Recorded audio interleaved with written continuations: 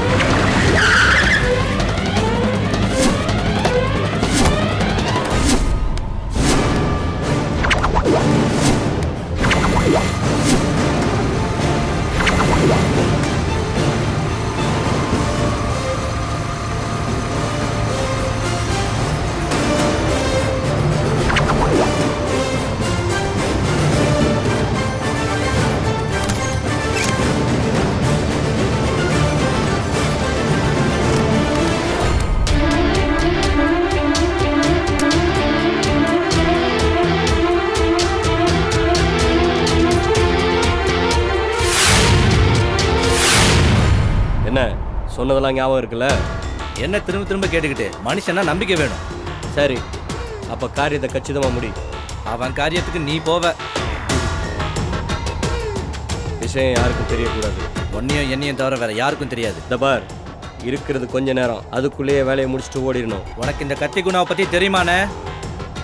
காசுக்காக கத்தி தூக்குனாலும் தொழில் சுத்தமா இருக்கும். விழுப்புரம், வாலாஜாபாத், வேலூர், மெட்ராஸ்னு நான் தொழில் செய்யாத இடமே கிடையாது. இது வரைக்கும் 80 சம்பவம் மேல பண்ணியிருக்கேன். சரி, ஆள் அடையாளம் பார்த்துட்டியா? பேரையும் ஆளையும் சொன்ன உடனே அவன் பாஸ்போர்ட் சைஸ் போட்டோல இருந்து அவன் பாட கட்டுற வரைக்கும் எல்லாத்தையும் ஆல்பமா போட்டு வச்சிருக்கேன். பாக்குறியானே? வெறும் ட்ரெய்லர் தானே. சரி, இத பார், சங்கத்துல மீட்டிங் நடக்க போகுது. அந்த மீட்டிங் தான் இந்த சிவஞானத்தோட கடைசி மீட்டிங்கா இருக்கும். நல்லா சொல்ற, கேட்டுக்க. சங்கத்துல மீட்டிங் முடியும் போது ஏதாவது பிரச்சனையை கிளப்பி அங்க கலவரம் வெடிக்கிற மாதிரி பண்ணிடுவேன். அப்ப நீ அந்த கேப்ல பூந்து அந்த சிவஞானத்தை ஒரே குத்தா குத்திட்டு போயிட்டே இரு. யாரு கண்ணுலயும் மாட்டக்கூடாது. அப்படியே நீ மாட்டினாலும் எங்க பேரை எந்த காரணத்தை கொண்டு சொல்லிடக்கூடாது. உள்ளூர்ல எங்களுக்கு இல்லாத செல்வா கிடையாது. அவ்வளோ ஏன் எங்ககிட்டயே சரமாரியா ஆளு இருக்காங்க. அசலூர்ல போய் அடியால கூப்பிட்டது மாட்டிக்காம வேலையை நீட்டா முடிப்பீங்கன்னு தான். மாட்டி ஒரு வேளை போலீஸ்ல சிக்கின அவ்வளோதான். அண்ணாத்த நான் ஒன்றும் தொழிலுக்கு புதுசு இல்லை. 10 வருஷமா இதே ஃபீல்டில் தான் இருக்கேன். அதெல்லாம் நான் மாட்டிக்கவே மாட்டேன். அப்படியே மாட்டினாலும் உங்க பேரை நான் சொல்லவே மாட்டேன். கவலையப்படாதீங்க. சரி, ஒழுங்கா வேலையை முடி. ஆமா, அட்வான்ஸ் கிடைச்சது இல்ல? அண்ணே, கை நீட்டி துட்டு வாங்கிட்டேன்ல, அந்த கையால இந்த குணா குத்தாம விட மாட்டான். எல்லாமே கரெக்டா இருக்கும். நீ கண்ணை மூடி கண்ணை திறக்கிறதுக்குள்ள எல்லாமே நடந்துடும். போங்கண்ணே, நிம்மதியா போங்க. அவன் பாடியை உங்க கையில கொடுத்துட்டு தான் நான் மீதி காசே வாங்குவேன். நீங்க ஒன்றும் ஒரி பண்ணிக்காதீங்கண்ணே, எல்லாம் சூப்பரா நடக்கும். அவன் நாய் மாதிரி விழுந்து கிடக்கிறத நீ பார்க்க தானே போற. வரண்ணே.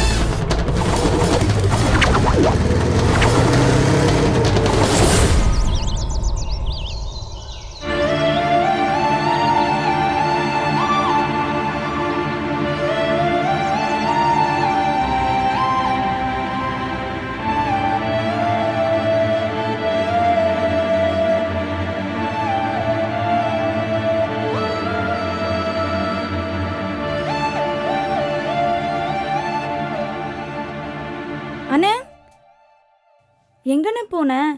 ராத்திரி நீ பாட்டு கிளம்பி போயிட்ட. வீட்டில் இருக்கவங்களாம் எவ்வளோ டென்ஷன் ஆயிட்டாங்க தெரியுமா? அண்ணி, அண்ணன் வந்தாச்சு.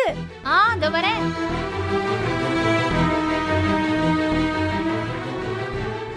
என்ன தம்பி இது? எங்க போனீங்க ராத்திரி எல்லாம்? எவ்வளவு நேரம் தெரியுமா உங்களுக்கு ஃபோன் பண்ண? நாட் ரீச்சபிள்னே வந்துச்சு. சாரி அண்ணி. சரி இருக்கட்டும். ஏய் உமா, நீ போய் காலேஜுக்கு கிளம்பு. சரிங்க அண்ணி.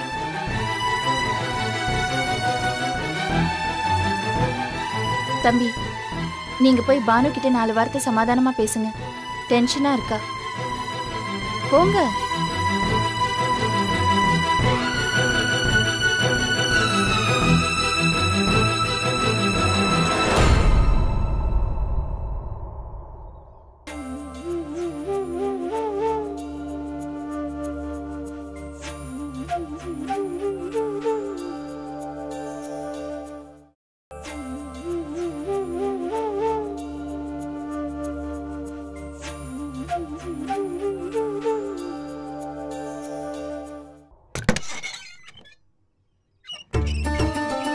பானு. ஓ, வந்தாச்சா? சாரி பானு. எதுக்கு சாரி? இல்லை, நேற்றுக்கு தான் நீ வீட்டுக்கே வந்திருக்க. நான் தனியாக விட்டுட்டு போயிட்டேன். இல்ல, அதெல்லாம் ஒன்றும் பிரச்சனை இல்லை. That's okay. தேங்க்ஸ், என்னை நீ புரிஞ்சுக்கிட்டதுக்கு. இல்ல, நான் சொல்ல வந்த அர்த்தத்தை நீங்க புரிஞ்சுக்கல. நீங்க இங்க இருந்தாலும் இல்லைனாலும் எனக்கு ஒன்றும் வித்தியாசம் இல்லைன்னு தான் நான் சொல்ல வந்தேன். என்ன பானு சொல்ற நீ? நீ எனக்கு பொண்டாட்டி, நான் உனக்கு புருஷன். அந்த உரிமையில உங்ககிட்ட நான் பேசிக்கிட்டு இருக்கேன். எனக்கு அப்படி எந்த ஃபீலிங்கும் இல்லை. உங்க அண்ணா அண்ணி கேட்டப்ப கூட நான் இதே தான் சொன்னேன். ஐயோ, அவர் என் புருஷன், அவர் எனக்கு கடவுள் மாதிரி, அவர் எனக்கு இந்த உலகம் மாதிரி, அவர் சுத்துறது நின்னுட்டா எனக்கு எல்லாமே நின்னுடும். அப்படியெல்லாம் ஃபீல் பண்ற அளவுக்கு உங்ககிட்ட நான் இன்னும் பழகல. மேபி பழகுனா எல்லாம் சரியாகலாம். அது வரைக்கும் ப்ளீஸ் என்ன அது என்ன இது என்னன்னு எதுவும் கேட்க வேண்டாம். உங்களுக்கு பிடிச்சதை நீங்க செய்யுங்க, எனக்கு பிடிச்சத என்ன செய்ய விடுங்க. ஓகே?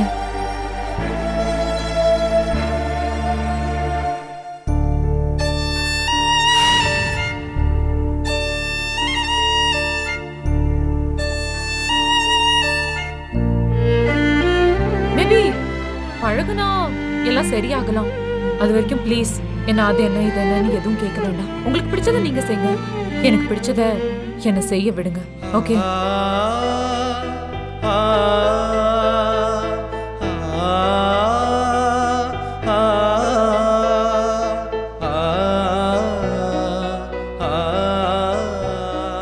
தம்பி, என்ன இங்க நிக்கிறீங்க? அண்ணி, நீங்க தான் சொல்லிட்டு இருக்கீங்க நாம அந்த பொண்ணுக்கு திடீர்னு கல்யாணம் பண்ணி வச்ச டென்ஷன், அதனால தான் அப்படி பேசுறா பழகுறான்னு. எனக்கு சந்தேகமே இல்லை அண்ணி. அந்த பொண்ணோட குணமே அதுதான் அண்ணி. இப்பவும் சொல்றேன் தம்பி, அவசரப்பட்டு எந்த முடிவையும் எடுக்காதீங்க, யாரையும் எடை போடாதீங்க. முதல்ல எங்களை பத்தி அதிகமா நினைக்காதீங்க. அது எப்படி அண்ணி? உங்களை பத்தி நினைக்காம குடும்பத்தை பத்தி நினைக்காம எப்படி இருக்க முடியும்? இது பாருங்க, எந்த பொண்ணுக்கும் தான் புருஷன் மனசுல தான் தான் இருக்கணுங்கிற நினைப்பு இருக்கும். அதுவும் புதுசா கல்யாணமானவங்களுக்கு அந்த நினைப்பு நிறையவே இருக்கும். இந்த விஷயத்துல எங்க கூட இருக்கிறது மட்டும்தான் உங்களுக்கு முக்கியம்னு தோணுது. ஆனா அவளுக்கு அப்படி இல்ல, நீங்க மட்டும்தான் முக்கியம்னு தோணுது. அண்ணி அதுக்காக இது பாருங்க தம்பி, கொஞ்ச நாளைக்கு அவங்கள மட்டும் நீங்க நல்லா பாத்துக்கோங்க. குறிப்பா எங்களை பத்தி அவங்க கிட்ட நீங்க பேசாதீங்க. அது அவங்கள இன்னும் அதிகமா காயப்படுத்தும். அவங்களுக்கு என்ன வேணுமோ அதை நீங்க வாங்கி கொடுங்க. அவங்களுக்கு பிடிச்சது மட்டுமே பண்ணுங்க, எல்லாம் சரியாயிடும். அண்ணி என்ன நீ இது? அவளுக்கு பிடிக்கணுங்கிறதுக்காக நான் உங்க யார்ட்டையுமே பேசாம இருக்க முடியுமா? இங்க பாருங்க, நான் சொல்றதை செஞ்சு பாருங்க, எல்லாமே நல்லபடியா முடியும். சரி அண்ணி, அதையும் செய்யறேன். சரி, காஃபி சாப்பிட்டு குளிச்சுட்டு வாங்க, சாப்பாடு ரெடி பண்றேன். இல்ல அண்ணி, எனக்கு பசிக்கல. இங்க பாருங்க, கோவத்தை சாப்பாட்டுல காட்டாதீங்க. புடிங்க, குளிச்சுட்டு வாங்க, ரெடி பண்ணி வைக்கிறேன்.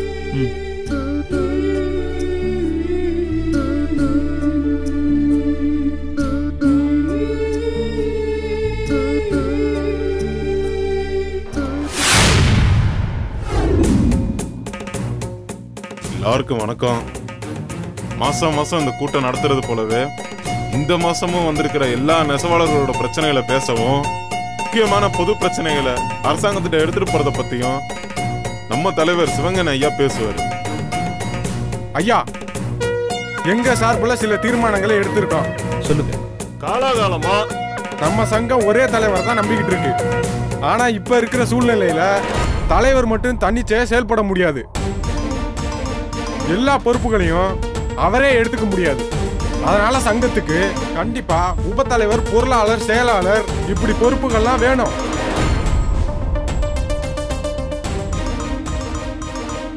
யோ, இத்தனை நாள் நல்லா தானே போயிட்டு இருக்கு. இப்ப என்ன திடீர்னு இத்தனை பதவி? நம்ம சங்கத்தை பொறுத்த வரைக்கும் சிவஞான ஐயா தான் எல்லாத்தையும் கவனிச்சிட்டு இருந்தாரு. இப்ப எதுக்கு இத்தனை பதவின்னு கேக்குறேன். அது மட்டும் இல்ல, சங்கத்துல இல்லைனாலும் அதோட வளர்ச்சி மேல அக்கறையா இருக்கிற நம்ம வீரமணி ஐயாவோட பசங்க சங்கத்துல சேரணும்.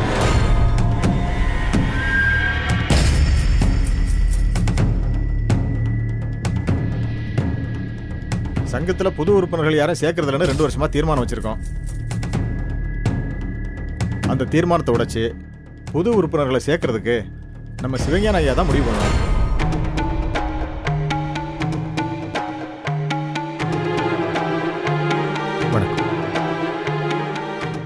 இதுக்கு முன்னாடி நான் பேச வேண்டிய சில முக்கியமான பிரச்சனைகள் இருக்கு. நம்ம காஞ்சிபுரம் பட்டுக்குன்னு இருக்கிற பாரம்பரியத்தையும் மரியாதையும் நம்ம சங்கத்துல இருக்கிற ஒவ்வொருத்தருக்கும் கொடுக்கணும். அசாம்ல ஆரம்பிச்சு ஆரணி வரைக்கும் வகை வகையான பட்டுக்கள் இருந்தாலும் நம்ம காஞ்சிபுரம் பட்டுக்குன்னு தனி சிறப்பு இருக்கு. நம்ம ஊரு நம்ம நாடுங்கிறதுக்கு மேல வெளிநாட்டுல இருந்து இங்க வந்து பட்டு வாங்கிட்டு போறாங்க. அப்படி இருக்கும்போது அந்த பட்டை கொடுக்கிற நாம அவங்களுக்கு தரமான சுத்தமான பட்டை கொடுக்கணும்.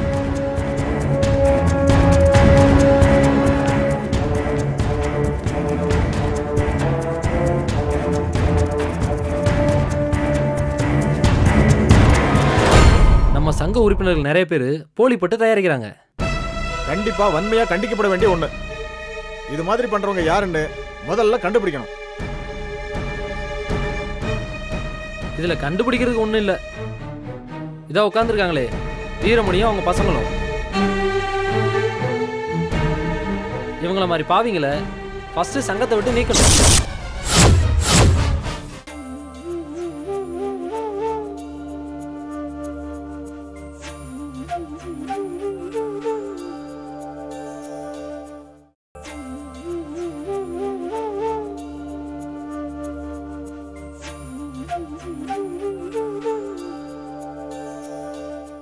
இவங்கள மாதிரி பாவிங்களை ஃபர்ஸ்ட் சங்கத்தை விட்டு நீக்கணும். நம்ம சிவஞான ஐயா மாதிரி அவங்க குடும்பத்தை பத்தி கொஞ்சம் கூட யோசிக்காம நம்ம நல்லதுக்காக பாடுபடுறாங்க.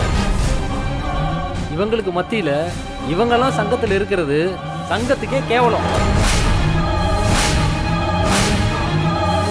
யோ என்ன விட்டா பேசினேங்கிற? இப்ப என்ன நினைச்சுன்னு குதிக்கிற? யாரும் இப்ப பாரம்பரிய கேட்டு போற மாதிரி ஒண்ணும் பண்ணல. ஐயா நியாயமா பார்த்தா இவங்க மேல நடவடிக்கை எடுக்கணும். இது மட்டும் கிடையாது, வீரமணியும் அவர் பசங்களும் தப்பான பிசினஸ் பண்றாங்க, ஏகப்பட்ட ஃப்ராட் பண்றாங்க. இப்படியே போனா தொடர்ந்து தப்பான விஷயங்கள் நடக்கையா. இங்க இருக்கிற நம்ம எல்லாரும் இதை பத்தி பேசி ஒரு முடிவுக்கு வருவோம். இல்லன்னா டூப்ளிகேட் பட்டனால மொத்த நெசவாளர் வாழ்க்கையும் அழியக்கூடிய வாய்ப்பு இருக்கு. ஆளாளுக்கு கத்திட்டு இருக்கீங்க, நிறுத்துறியா? இது இன்னைக்கு நேரத்து பிரச்சனை இல்லையா, அது காலகாலத்துக்கு இருக்கியா அந்த பிரச்சனை? உங்க தலைவர் சுதந்திரம் அப்பா காலத்துல இருந்தே இருக்கியா? இப்ப என்ன ஆதாரம் இருக்கியா கடையில டூப்ளிகேட் விற்பனை பண்றோங்கிறதுக்கு? என்னத்த பாத்தீங்க? எவ்வளவு சேல்ஸ் பண்ணிருக்கோம், ஏதோ 1-2 டேமேஜ் ஆயிருக்கும், அவ்வளவுதான். அதை விடுங்க. இப்ப நாங்க கேட்ட கேள்வி பதில் சொல்லாம சாமர்த்தியமா தப்பிக்க பாக்குறீங்களா? எதுக்காக வீணா பிரச்சனை பண்றீங்க? நாங்க ஒன்னும் பிரச்சனை பண்ணல, நீங்க தான் பிரச்சனை பண்ணிட்டு இருக்கீங்க. நாங்களும் அடிப்படை உறுப்பினரா சேரணும்னு சொல்றோம். அதுக்கு எங்களுக்கு தகுதி இருக்கா இல்லையா? அதான் உங்க அப்பாவும் உங்க அண்ணனும் இந்த சங்கத்துல உறுப்பினரா இருக்காங்கல்ல. யோ நான் இருக்கிறது இருக்கட்டியா, என் பசங்களை உறுப்பினரா சேர்ப்பீங்களா மாட்டீங்களா? வெட்டு விடுத்து பதில் சொல்லுங்க. யோ பதில் சொல்லியா சொல்லுங்க எல்லாரும். இருங்க சொல்றேன். நம்ம சங்கத்தோட சட்டத்திட்டப்படி அடிப்படை உறுப்பினர் ஆகிறதுக்கு சில தகுதிகள். முதல்ல உங்க பசங்களை ஃபார்ம் ஃபில் பண்ணி கொடுக்க சொல்லுங்க, அப்புறமா பரிசீலனை. நீ என்ன பரிசீலனை பண்றது? நாங்க பரம்பரையா இந்த சங்கத்துல உறுப்பினரா இருக்கோம். நீ வச்ச சட்டம்னு ஓவரா பேசாத. யோ உன்னோட பிள்ளைங்க எல்லாம் சங்கத்துல சேர்த்தா சங்கமே உருப்படாதியா. முதல்ல உங்களை வெளியேறியா மரியாதை.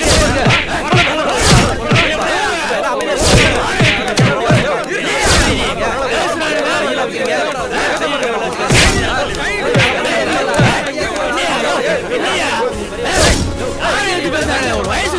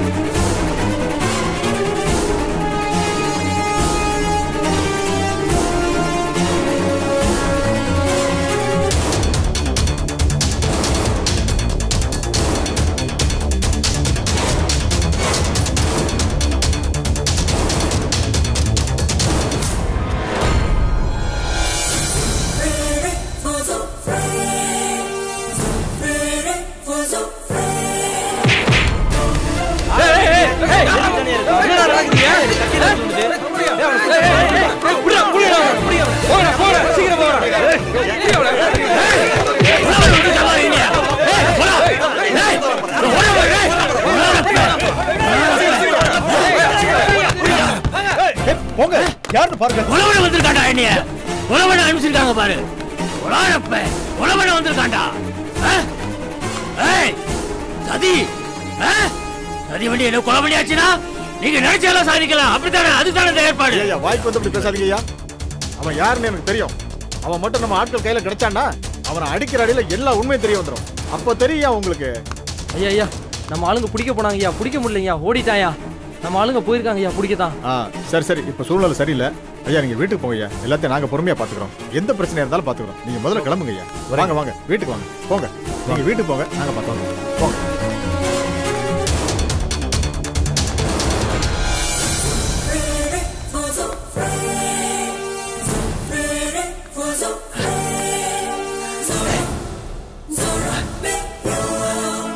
கூமுட்டை யாரா? யாரா அந்த கூமுட்டை? நான் தான்ப்பா அனுப்பினேன். பிளான் படி எல்லாம் கரெக்டாக தான்ப்பா நடந்துட்டு இருந்தது. ஆனால் எப்படியோ அவனால் சொதப்பிடுச்சு. மட்டும் மாட்டியிருந்தானா நம்ம நிலைமை என்ன ஆயிருக்கும்டா. நல்ல வேலை அவன் மாட்டிக்காம தப்பிச்சிட்டான். வெள்ளப்பண்டு வெள்ளச்சிட்ட ரொம்ப சவுண்டு விட்டான். அவனால நம்ம போட்ட பிளான் எல்லாம் கொலாப்ஸ் ஆகி போச்சு. எவ்வளவு நெஞ்செழுத்தம், எவ்வளவு நெஞ்செழுத்திருந்தா வேறுமனை எழுத்து பேசுவான் அந்த பையன். ஓடணும், போட்டு கழுத்தா அருடா அருடா. அவனை பயப்படணும், எல்லாரும் பயப்படணும். அப்படித்தான் இந்த பயில எல்லாரும் சாவாங்க. போங்கடா போங்கடா, பயந்து சாகணும். இந்த ஊரே பயந்து சாகணும்டா. ஓ வாங்கடா ஓ வாங்கடா வாங்கடா எல்லாம் ஓ